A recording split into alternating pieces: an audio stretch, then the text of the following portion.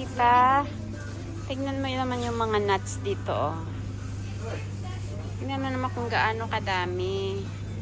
Yan yung sabi mong mga nuts, diba? Oh. Nag-iba-ibang klase.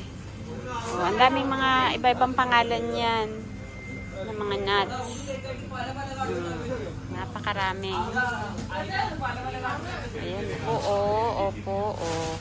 Ito, mixed nuts. Tapos, ito naman, dried apricot yata to. Tapos yan, ito na yung mga pistachio, cashew, yan. Oh, tapos, merong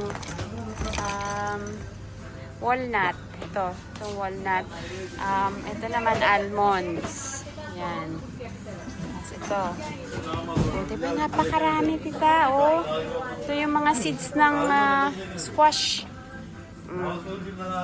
Ganyan. Kadami ang mga nuts dito.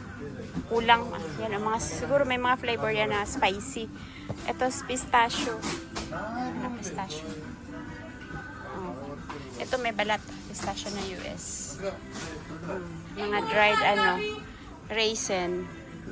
Pasas. Yan, iba-ibang klase. Pareho yung mga raisins. Ito yung meron siyang dried na pineapple. Dried mango. Tapos, tingnan mo po, tita. Dried, ano ito siya? Hindi ko alam. Nakalimutan ko. Kiwi. Yan. Tapos, ito, meron po ako ng dried yan. Lahat po yan dried. Ayan o, dried din po yan, tita. Mixed. Ito, dried mangoes. Ito, hindi ko po alam kung anong pangalan yan. Yan. Tapos ito.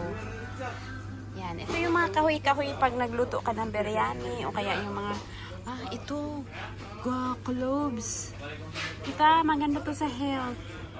As yan, yung mga cinnamon powder, turmeric powder, garlic powder. Yan.